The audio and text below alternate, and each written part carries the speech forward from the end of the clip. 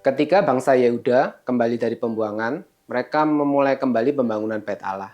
Namun, mereka menghadapi penolakan dan ancaman dari penguasa bangsa-bangsa sekitar yang berusaha menghentikan pembangunan itu.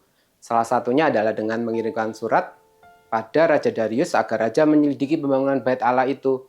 Namun Esra 5 ayat 5 berkata, tetapi mata Allah mengamati para tua-tua orang Yahudi, sehingga mereka tidak dipaksa berhenti oleh orang-orang itu sampai ada berita diterima oleh Darius, dan kemudian dikirim kembali surat jawaban mengenai hal itu.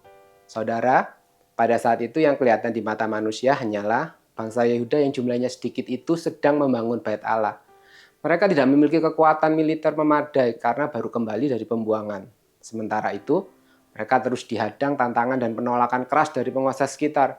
Rasanya mustahil untuk terus maju. Namun sesungguhnya ada yang tak terlihat mata manusia, yaitu Allah yang mengamat-ngamati. Kata mengamat-ngamati artinya bukan sekedar melihat dari jauh, melainkan melihat secara aktif, memperhatikan untuk melindungi. Sebagai ilustrasi, seorang ayah mengawasi anaknya belajar naik sepeda. Sang ayah berjalan di belakangnya, matanya tidak lepas sedikit pun dari si anak. Tangannya siap menahan kapan saja jika sepeda oleng. Walaupun si anak tidak selalu sadar, sang ayah terus mengamati, siap menolong di detik yang tepat. Begitulah mata Tuhan mengamati umatnya. Bukan hanya melihat, tetapi siap bertindak di saat yang tepat, dengan cara yang tepat, bahkan sangat terencana. Tuhanlah yang mengatur agar Raja Darius mengeluarkan surat perintah yang mempercepat pembangunan dan membungkam para penentang.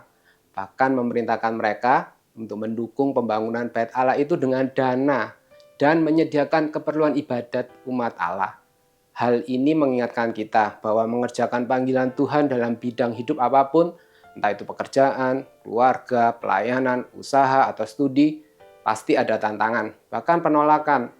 Tetapi ketika kita tahu bahwa mata Tuhan tertuju pada kita bisa maju terus. Kita tidak perlu takut, sebab Tuhan sanggup memakai bahkan pihak yang berwenang untuk mendukung tugas yang Dia percayakan. Sesuai dengan tema bulan ini, yaitu Renew in Christ, pembaruan di dalam Kristus. Mari belajar melihat situasi bukan hanya dari apa yang kelihatan. Lihatlah Yesus Kristus. Dalam pandangan manusia, Yesus kalah karena ditangkap, dibunuh, dan mati. Namun, siapa yang mengira bahwa justru penyaliban itulah hikmat Allah? Karena melalui salib, kematian dan kebangkitan Yesus Kristus, musuh justru ditaklukkan.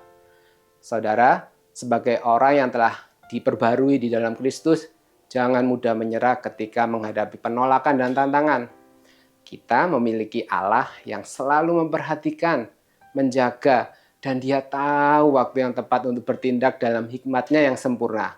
Saya percaya bahwa pembaruan di dalam Kristus akan terus mengubah cara pandang kita dari takut menjadi percaya, dari berhenti menjadi maju terus bersama Tuhan untuk menyelesaikan panggilan yang Tuhan percayakan.